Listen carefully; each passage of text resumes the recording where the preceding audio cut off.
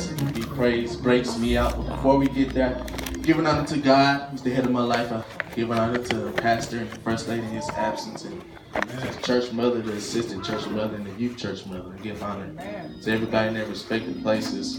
Give honor to my beautiful wife. Thank God for her. She's definitely encouraged me, and they helped me. I thank God for this message.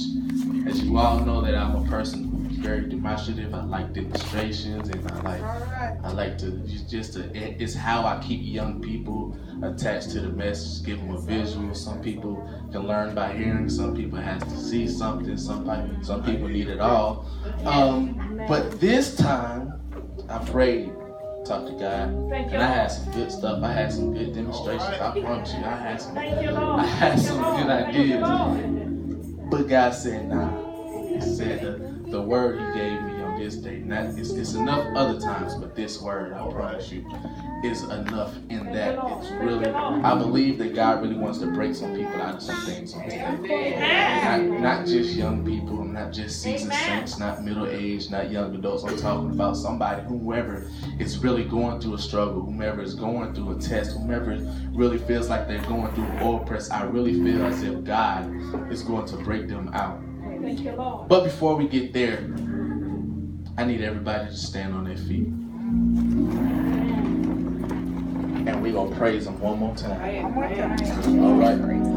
Because I really want to get this into your mind. Prayer definitely does break us out. But praise is a prerequisite to prayer. You can't have prayer without praise. So you did great just before, but now that you know what we're doing, we're going to do this one more time. Sister Joy, can you please help me? We're going to sing a little bit more praises to God. Let's just break the fallow ground. Praise makes things easy.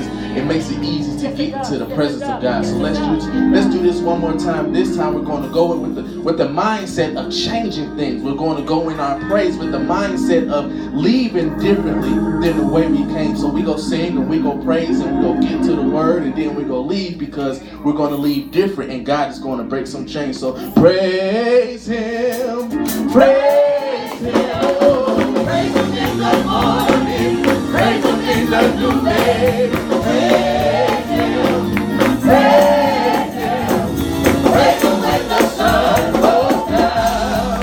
Oh, He's worthy, worthy, worthy in the morning, worthy in the noonday, worthy, worthy, worthy when the sun goes down. Oh, what's His name? Jesus. What's His name? Jesus. What's His name? Jesus. What's His name? Jesus. What's His name? Jesus. What's His name? Jesus. Jesus. Jesus. Jesus. Jesus. Jesus. Jesus. What's His name? Jesus. What's His name? Jesus. What's His name? Jesus. What's His name? Jesus. Jesus. Jesus. Jesus.